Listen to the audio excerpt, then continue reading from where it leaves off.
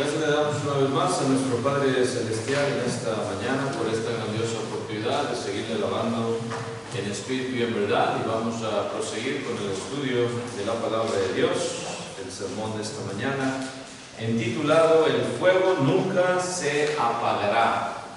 The fire shall never cease. Basado en el libro de Levítico, capítulo 6, versículos del 8 al 13, en el Book of Leviticus, chapter 6, verse 8 through 13. Levítico 6, 8 al 13. Dice así la palabra de Dios. Habló Jehová a Moisés diciendo: manda a Aarón y a sus hijos y diles: esta es la ley del holocausto. El holocausto estará sobre el fuego encendido sobre el altar toda la noche hasta la mañana. El fuego del altar arderá en él. Y el sacerdote se pondrá su vestidura de lino y vestirá calzoncillos de lino sobre su cuerpo. Y cuando el fuego hubiere consumido el holocausto, apartará él las cenizas de sobre el altar y las pondrá junto al altar. Después se quitará sus vestiduras y se pondrá otras ropas, y sacará las cenizas fuera del campamento a un lugar limpio. Y el fuego encendido sobre el altar no se apagará, sino que el sacerdote pondrá en él leña cada mañana y acomodará el holocausto sobre él y quemará sobre él las grosuras de los sacrificios de paz. El fuego arderá continuamente en el altar, no se apagará. Amén. Vamos a ir a Dios en oración antes de proseguir con este estudio. Let's go in prayer. Oremos. Padre nuestro que estás en los cielos, santificado sea tu santísimo nombre, Señor. Gracias te damos hoy en esta mañana por habernos permitido el congregarnos como iglesia tuya, Señor, para alabarte en espíritu y en verdad, esperando que todas estas alabanzas sean de tu total agrado, Señor. Gracias por la bendición que nos das de congregarnos como iglesia tuya y poder así alabarte de esta manera, Señor. Pedimos en esta mañana por todas las peticiones que han sido hechas ante ti, Señor. Tú sabes mejor que nosotros todas las circunstancias por las cuales estamos pasando todos y cada uno de nosotros. Pedimos que seas tú el doctor de cabecera de cada uno de los que están sufriendo, Señor, y que sigas recuperando, Señor. En especial pedimos también por nuestra hermana Sánchez. Pedimos que le sigas dando salud, bienestar, Señor, y que se pueda acoplar a esta nueva, Señor, manera de vivir en este lugar que la están atendiendo, Señor, para que reciba la atención que ella necesita. Pedimos también por la madre de nuestro hermano Alfonso, que tú la cuides en esta situación que está también, en su físico, Señor, y que se reponga prontamente y que des los medios para que los doctores trabajen de una buena manera, Señor, para su recuperación. Sé también con todos los demás enfermos de esta congregación, que les sigas recuperando y dándoles la salud física, pero más que todo, Señor, que nos sigas dando a todos y cada uno de nosotros la fuerza espiritual para poder así continuar peleando la buena batalla de la fe. Una vez más, sé con todos aquellos que siguen visitándonos, Señor, que siguen escudriñando de tu palabra, que les sigas fortaleciendo y les sigas dando la fe necesaria para que algún día, no muy lejano también, Señor, ellos vengan al arrepentimiento y a conocerte en su totalidad, Señor. Me dejo de tu mano hoy en esta mañana y dame palabras fáciles para exponer de tu evangelio, que todos salgamos edificados, listos y dispuestos a seguir predicando tu evangelio de salvación. Perdona nuestras ofensas una vez más. En el nombre precioso de Cristo Jesús te lo imploramos. Amén. En el pasaje bíblico, hermanos y amigos, que leía, se narra la ley del holocausto que debería observarse en Israel. Dios instruye a Moisés para que éste a su vez instruya a su hermano Aarón como sumo sacerdote y a los suyos también respecto a un holocausto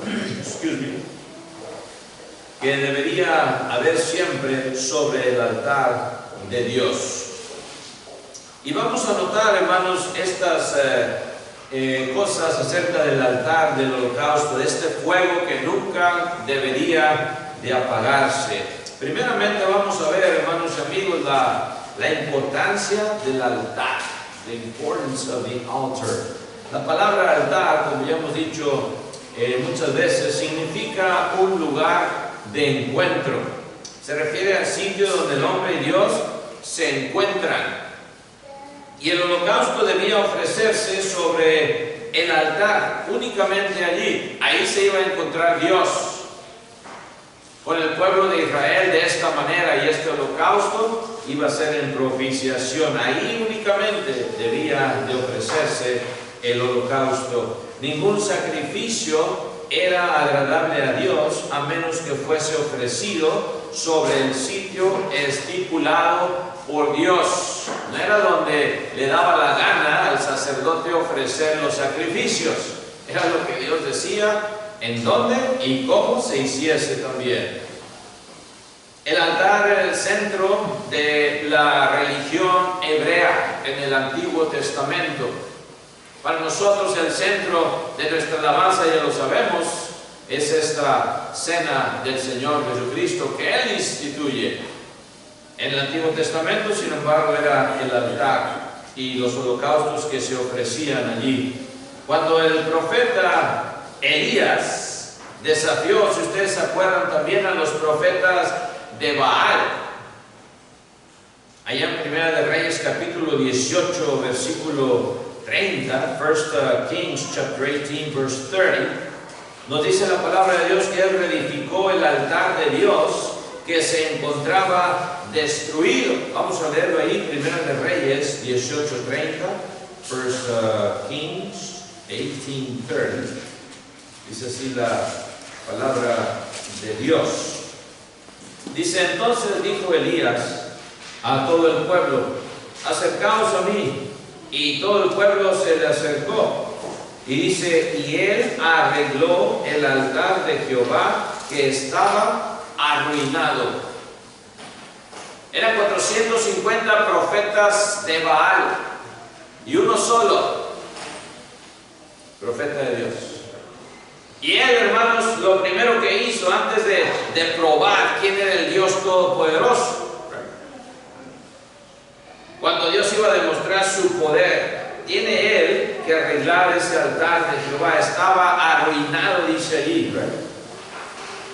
It was destroyed. Y ese fue, hermanos, lo que hizo, eso fue lo que hizo Elías. Él no podía ofrecer a Dios holocausto a menos que el altar de Dios fuese reedificado. Y esto es una enseñanza también para nosotros hoy en nuestros días, como hijos de Dios. Nos preguntamos: ¿qué de nuestras vidas, qué de tu vida es un altar donde se adora a Dios? ¿Somos verdaderamente el templo del Espíritu Santo? Para los que ya hemos sido bautizados estoy hablando. ¿Qué de nuestras vidas es un altar, otra vez repito, pregunto, donde se adora a Dios? Es un altar donde Dios y tú se encuentran. Es lo que quiere decir, ya decíamos, ¿verdad? La palabra altar, lugar de encuentro. Nos encontramos con Dios. ¿Qué de nuestro Espíritu Santo, verdad, que poseemos de Dios? ¿Está vivo todavía? ¿Está ese fuego encendido? ¿O ya se está apagando? Ya nada más quedan las últimas grasitas. Muy apenas se ve que hay fuego, que hay calorcito. Hablamos, ¿verdad?, en la mañana en la clase del termómetro espiritual, ¿verdad? Frío, tibio, caliente, y luego ahí está Dios, en la relación que tenemos con Dios, ¿verdad? A veces, hermanos, se quiere apagar ese fuego, nuestro fuego, y a veces nosotros mismos lo apagamos finalmente. Debe de estar siempre, hermanos, ardiendo para Dios. Y el apóstol Pablo nos habla de esto en 1 Tesalonicenses 5:19, 1 Thessalonians 5:19. Dice el apóstol Pablo en el Nuevo Testamento, 1 Tesalonicenses 5:19, un versículo muy cortito. Ahí está en una lista de versículos cortitos, y este es uno de ellos. No apaguéis al Espíritu. 1 Thessalonians 5:19, do not quench the Spirit. Que no se apague tu espíritu. ¿Qué quiere decir el apóstol Pablo entonces? Que existe la posibilidad de apagar al Espíritu. Si no hubiera dicho, pues no apaguéis al Espíritu, ¿right? Dicen muchas religiones falsas, una vez salvo, siempre salvo. ¿Y por qué Pablo dice entonces no apaguéis al Espíritu? Quiere decir que lo podemos apagar individualmente. Yo no te lo apago a ti, eso sí es imposible. No nos irán a pedir, es que Jorge Chávez apagó el Espíritu, Señor. Él que se vaya al infierno. Cada uno, es un deber de cada uno de nosotros arreglar ese altar, así como Elías también, hermanos. Dice que lo arregló, estaba destruido, y a veces están nuestras vidas espirituales destruidas. Hay que arreglarlo para poder otra vez regresar en esa comunión con nuestro Padre Celestial. Cuidado, hermanos, entonces de apagar al Espíritu. Ojalá que lo tengamos siempre muy presente eso, mantener a nuestro espíritu siempre vivo para Dios, ardiendo. Otra vez vayamos al Antiguo Testamento, en Levítico 6. Decía la palabra de Dios en lo que leíamos ahí en Levítico 6, del 8 al 13, que el altar siempre estaba ocupado con un sacrificio, tenía que estar algo quemándose. El animal que Dios prescribía quemándose siempre. Toda la noche se iba a estar quemando, ¿right? Y luego llegaba en la mañana, otra vez se le echaba leñita para ofrecer otro sacrificio, arreglar el holocausto. Era labor de los sacerdotes. Todos los días, imagínense, constantemente.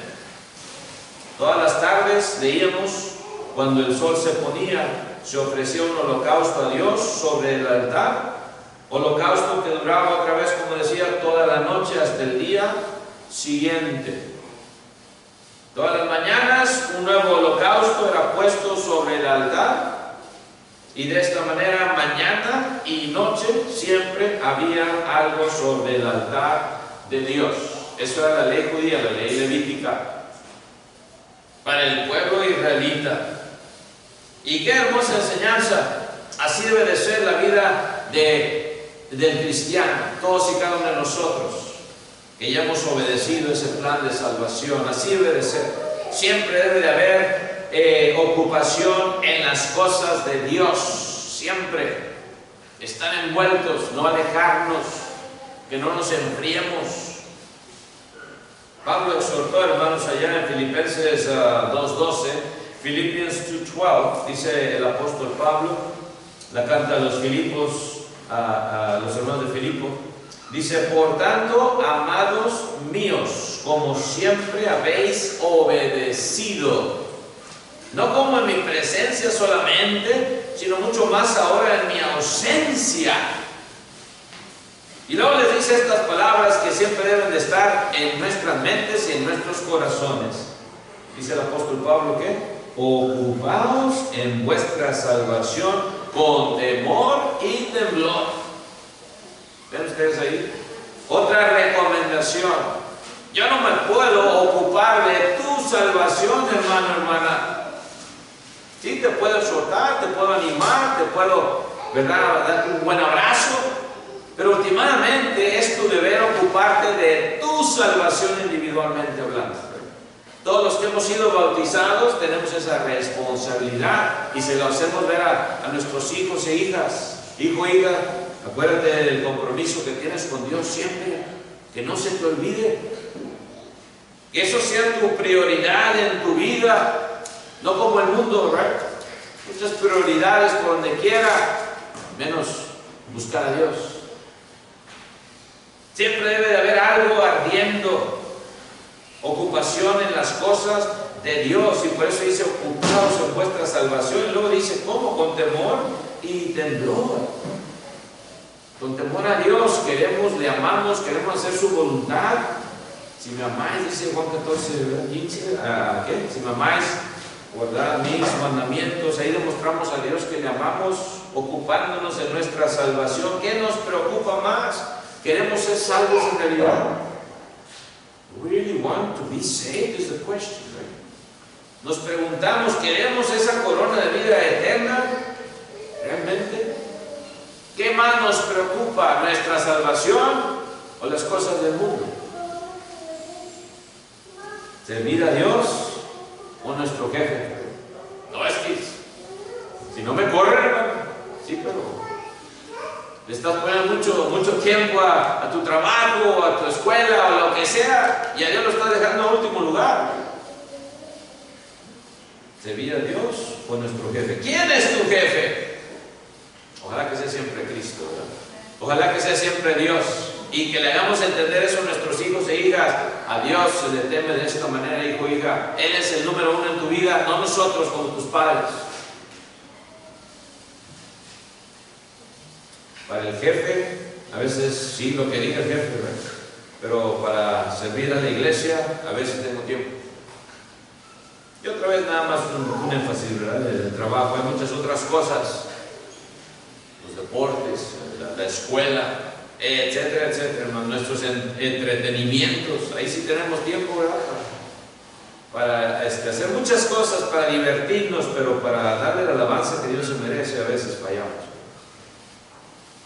Dice 1 Timoteo 4:13 también, hermanos. 1 Timothy 4:13, el apóstol Pablo le dice a Timoteo, su hijo en la fe: entre tanto que voy, ocúpate en la lectura, la exhortación y la enseñanza. En otro versículo, Pablo le decía, no solo como en mi presencia, o sea, estando ahí yo, ¿verdad?, sino también dice en mi ausencia. Así pasa a veces en los trabajos. No están los supervisores, no está nadie que, ¿verdad?, o el jefe, y muchos pues de slack, se chiflan, ¿verdad?, no hacen lo que tienen que hacer. Viene el jefe a trabajar, ¿verdad?, porque ya llegó, ahora sí el supervisor o lo que sea. Pablo dice, no hagan eso cuando yo esté bien consagrados al Señor, pero ya cuando me voy, hacen lo que quieren, ¿verdad? Y por eso le dice también a Timoteo, ahorita no estoy ahí, Timoteo, entre tanto que voy, en lo que llego, Timoteo dice, ocúpate en la lectura, la exhortación y la enseñanza. ¿Nos estamos ocupando en esas cosas, hermanos y hermanas? Ojalá que sí. La lectura ¿de qué? Pues de la palabra de Dios. La exhortación, el animar a otros y la enseñanza. Le recordamos a nuestros hijos e hijas, bueno, en nuestro caso nuestras hijas, preocúpense, hijas, ya están en el WhatsApp, ya tienes un teléfono ahora sí, ¿verdad? Preocúpense también de dar ánimo a sus hermanos y hermanas en Cristo. No es nada más de ver de Jorge Chávez o de mi esposa, ¿verdad?, sino de todos nosotros. Estemos al tanto de lo que está pasando con nuestros hermanos y hermanas en Cristo. Animas a alguien de esta manera, enseñas a alguien, como dice ahí la lectura, la exhortación y la enseñanza. ¿Estás dispuesto a tomar una clase, hermano o hermana? ¿Estás animando al que está desanimado o nada más esperas que te animen a ti siempre? Ojalá que estemos dispuestos, hermanos, a animar a otros también. Dice Pablo también a Timoteo, más adelantito, el versículo 15, 1 Timoteo 4:15, le sigue recordando, dice que practica estas cosas, practícalas, no nada más hables, Timoteo, practica, sé ejemplo, en otras palabras, ocúpate en ellas, right? Para que tu aprovechamiento sea que manifiesto a todos, que todos reconozcan, que todos vean tu ánimo, tu gozo, tu alabanza. También nos animamos aquí, Entre más venimos, pues más se oye la alabanza, ¿verdad?, a nuestro Padre Celestial, que si nada nos fuéramos 2 o 3, ¿verdad? Y entendemos, hermanos, que esto es bueno, el animarnos los unos a los otros, ¿right? Y por eso Pablo le dice, ocúpate en esto, ocúpate en estas cosas, para que se vea realmente que eres hijo de Dios. Dice Pablo a Tito también en Titus 3:8, Tito 3:8, dice el apóstol Pablo, palabra fiel es esta, y en estas cosas quiero que insistas, dice, con firmeza. Insiste con firmeza, no con doblez, para que los que creen en Dios, dice que procuren ocuparse en, ¿qué dice? Buenas obras. Estas cosas son buenas y útiles a los hombres. Qué bueno que tienen mucha fe, hermano, hermana. Amén. Fe en Dios, fe en que algún día vamos a entrar en el cielo, pero en lo que están, entre tanto que estamos aquí en este mundo, ocúpate en estas cosas, en estas buenas obras que a Dios le agradan. Mientras que estamos aquí en este mundo, ser útiles, como dice ahí, buenas y útiles a quién, a los hombres. Seamos útiles, que Dios nos siga usando en su rebaño, en su iglesia. Y siempre, hermanos, estar ocupados con ese sacrificio espiritual. El sacrificio que le damos a Dios, ¿verdad?, es el que venimos a hacer aquí, hoy en esta mañana también. Estamos alabándole en espíritu y en verdad, fruto de labios que confiesan su nombre. El verdadero culto, ¿verdad?, es el que le estamos dando a Dios. Ojalá, hermanos, que entendamos esta analogía, ¿verdad?, este tipo y el antitipo del altar del holocausto. Y número 3 también, hermanos, punto número 3 es, aparte de que la importancia del altar ya la vimos, que el altar siempre estaba ocupado con un sacrificio. El punto número 3 es, el altar siempre tenía fuego, no podía estar apagado. Imagínense ustedes y yo hubiéramos sido sacerdotes y tuviéramos esos turnos, y que se nos olvidaba que nos fuéramos, o que nos quedáramos dormidos, hermanos, y se nos olvidó. Me tocaba a mí prender el fuego de la mañana, Jorge Chávez, ¿qué pasó? Y el holocausto bien apagado el fuego, imagínense. Nos ha pasado así a veces, ¿verdad?, que nos suena la alarma. Ah, caray, ya son 8:30, debí de haber entrado al trabajo a las 7. Ni modo. Ojalá que no me corra. En lo espiritual, hermanos, si hubiéramos cumplido nosotros con este mandamiento, si hubiéramos sido sacerdotes. Se me hace que algunos de nosotros, ¿verdad?, pensando conmigo, nos hubiéramos quedado dormidos quizás. No hubiéramos hecho lo que hubiéramos tenido que hacer. Y a Dios le íbamos a dar cuentas, ¿verdad? No a nadie más, a Dios. Gracias a Dios que estamos bajo el nuevo pacto. Si no, hermanos, hubiera muchos problemas con nosotros, especialmente hablando entre varones, ¿verdad? Las hermanas la otra vez dijeron, hermanos, ya no llegaba nada, ningún varón, ya estaba listo los demás para empezar el servicio. Era un miércoles. Hermanas, si hubiéramos llegado tarde, empiezan ya cuando llegamos, bueno, ya mucho cobro. Pero qué vergüenza sería eso, hermanos, llegar tarde y que una hermana esté aquí parada. Ojalá que nunca llegue a pasar. No le damos el lugar que Dios se merece. No hacemos hasta lo que tenemos que hacer. No planeamos bien las cosas. Siempre a la última hora todo. El altar siempre tenía fuego. Primeramente es interesante observar que este fuego, fíjense que lo encendió Dios. Este fuego del altar Dios lo encendió. No fue encendido por hombre alguno. No fue por Aarón ni por Moisés. No usaron el lighter que usamos a veces para prender las carnes asadas, ¿verdad? Le echamos ahí y le prendemos. Fue el encendedor, no. Fue Dios. Dice en Levítico 9, 23 y 24. Fíjense lo que dice la palabra de Dios. Levíticos 9, 23 and 24. Dice, y entraron Moisés y Aarón en el tabernáculo de reunión, y salieron y bendijeron al pueblo, y la gloria de Jehová se apareció a todo el pueblo. Y salió, dice, fuego, ¿de dónde? De delante de Jehová. Y consumió el holocausto con las grosuras sobre el altar, y viéndolo todo el pueblo alabaron y se postraron sobre sus rostros. Dios, hermanos, envió ese fuego. Ahí empieza, hermanos, a arder el fuego del tabernáculo. Y luego también, cuando Nadab y Abiú, hermanos hijos de Aarón, fíjense, ahí en el capítulo 10, tomaron cada uno su incensario y quemaron un fuego que él nunca les mandó. Pues está bueno, esta leña está buena, no hay problema, nomás préndela ya. Nadab y Abiú, hijos del sumo sacerdote Aarón, fíjense. Y salió también fuego, ¿de dónde? Del cielo, dice el versículo 2, ¿verdad? Verse 2, y salió fuego de delante de Jehová y los quemó y murieron delante de Jehová. Los hijos de Aarón, fíjense. A veces decimos, pues qué privilegio nacer en el Evangelio. Sí, es un gran privilegio. Yo nací en el Evangelio, amén, gracias a Dios. Pero hermanos, ¿de qué me sirve nacer en el Evangelio si después me voy a olvidar de las cosas de Dios? ¿De qué nos sirve traer hijos al mundo y no enseñarles lo que a Dios le agrada? ¿Right?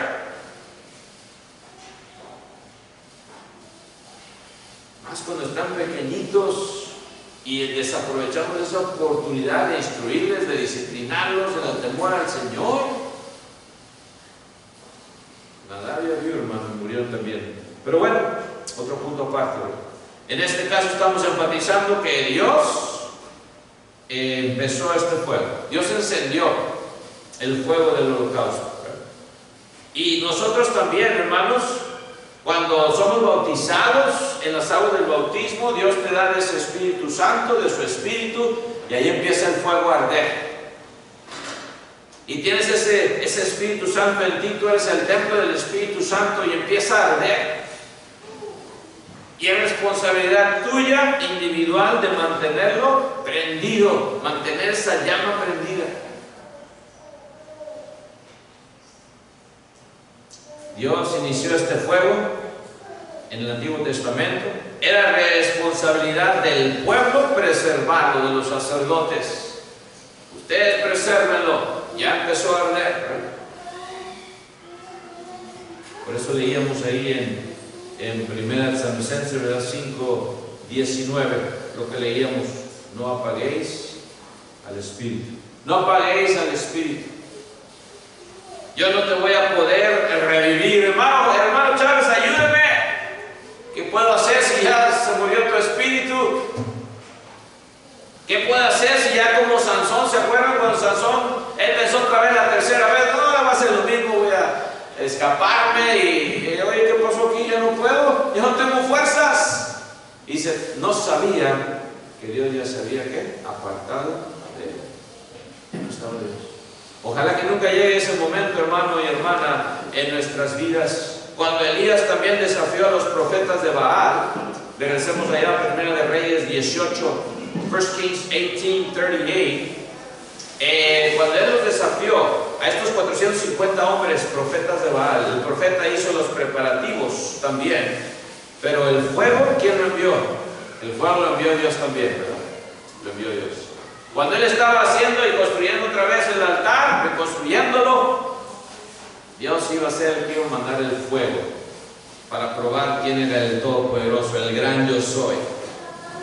En 1 de Reyes 18:38, fíjense lo que nos dice la palabra de Dios. 1 Kings 18:38 dice: entonces cayó fuego de Jehová y consumió el holocausto, la leña, las piedras y el polvo. Y aún lamió, dice, el agua que estaba en la zanja. ¿Se acuerdan que Elías le dijo, échenle agua por todos lados? Y habían hecho una zanja grande. Llénenla de agua también, un surco, ¿verdad? Imagínense, ¿quién iba a prender fuego a eso, hermanos? Usted y yo nos hubiéramos cansado de echarle chispas y nunca hubiéramos logrado encender esa leña. Es lo que Elías quería que vieran ellos. Este Dios, Jehová de los ejércitos, no es como ninguno de sus diosesillos. Ustedes siguen leyendo esta historia muy interesante. Dice que se rajaban, ¿verdad? Las manos se cortaban y implorando a sus baales. Implorando a sus baales que prendiera fuego y nadie respondió, ¿verdad? Hasta se burló un poquito Elías. A lo mejor están dormidos o algo más recio porque no oye su baal. Pero vino, hermanos, el fuego de Dios. ¿Y qué dice? ¿Qué dice el 37, verso 37? Respóndeme, Jehová, dice, respóndeme para que conozca este pueblo que tú, oh Jehová, eres el Dios y que tú vuelves a ti el corazón de ellos. Y viene ese fuego de Dios. Entonces cayó fuego de Jehová, lo leíamos, y consumió el holocausto, la leña, las piedras y el polvo. Imagínense, hermanos, consumir el polvo. Ahí había estado el fuego, qué bárbaro. A veces creemos que aquí en la área los calorones no. Mucho más fuerte, hermanos, que los calores que tenemos aquí en la área. Para consumir el polvo, las piedras y todo, y hasta lamió el agua que estaba en el surco, dice, ¿verdad? En la zanja. Viéndolo todo el pueblo, dice 39, que se postraron y dijeron, Jehová es el Dios, Jehová es el Dios. Ah, ya creyeron, israelitas, insensatos. Ahora sí creían que Jehová era Dios. Entonces Elías les dijo, prended a los profetas de Baal para que no escape ninguno, y ellos los prendieron y los llevó Elías al arroyo de Sison y allí los degolló. 450, imagínense, bastantitos, ¿verdad? Y nada más Elías, el único profeta de Dios, y no temió, no tuvo miedo. Y nosotros a veces nos atemorizamos por cualquier cosita. Que no puedo, no es que para todos nos atemorizamos. Hablando más de los varones estoy hablando. Hermanos, pues son el sexo débil, ¿verdad? Pero como quiera, deben estar ahí para apoyar a sus esposos. Amén, esposo mío, a las cosas de Dios, apoyarlos a nosotros. Y nosotros a ellas también, ¿verdad? Elías solo, solito, uno, nada más, profeta de Dios, y no tuvo miedo. ¿Qué tenemos miedo, hermanos? ¿O qué estamos esperando para empezar a hacer lo que tenemos que hacer? Para empezar a hacer mejores ejemplos a nuestros hijos primeramente y al mundo en general.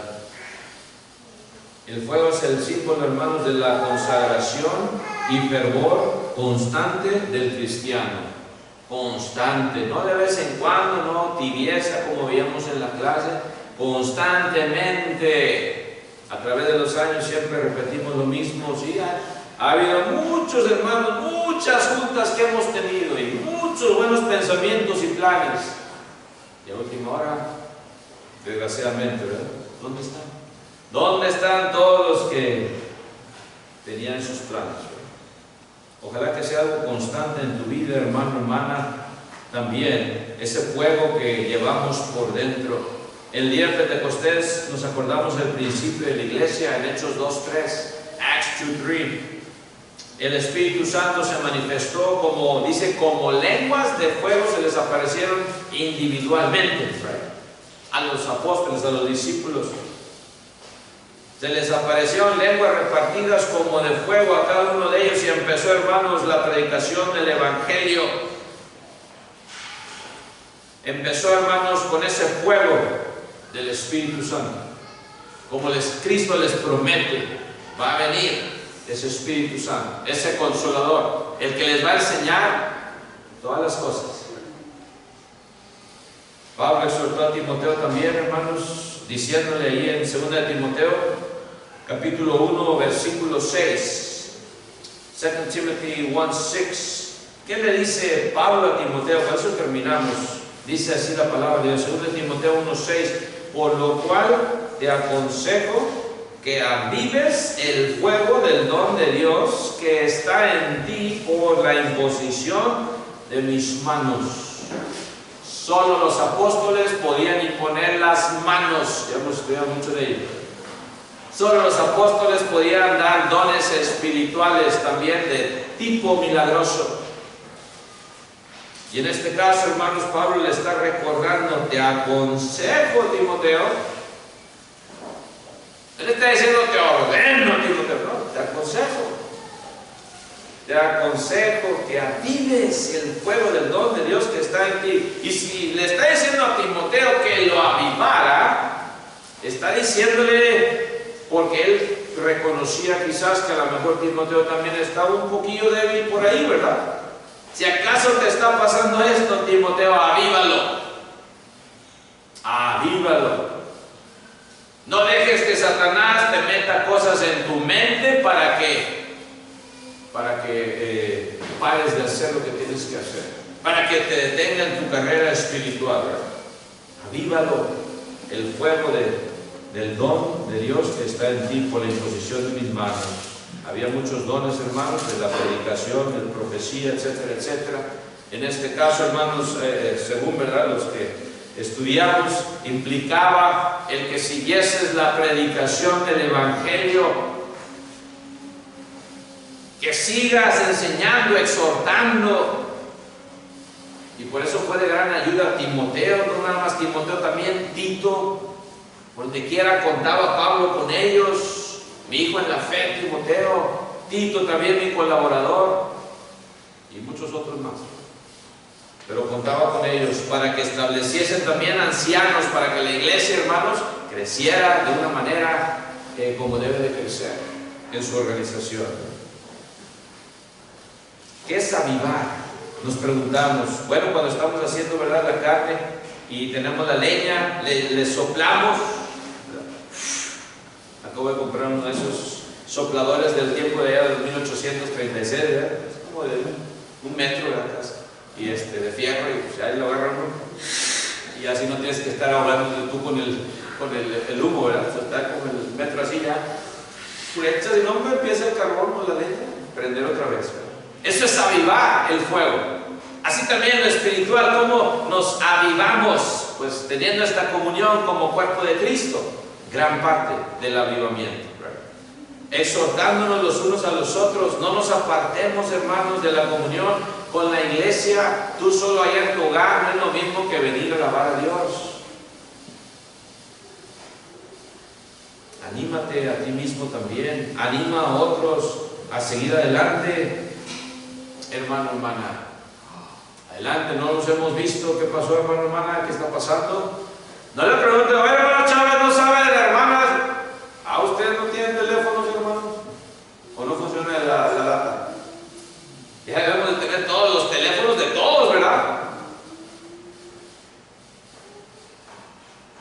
Anímate a ti mismo y anima a otros a seguir adelante. Tú, amigo, amiga, si todavía no ha encendido Dios el fuego en ti, si todavía no has sido bautizado para el perdón de tus pecados, ¿no quieres hoy empezar una vida nueva en Cristo?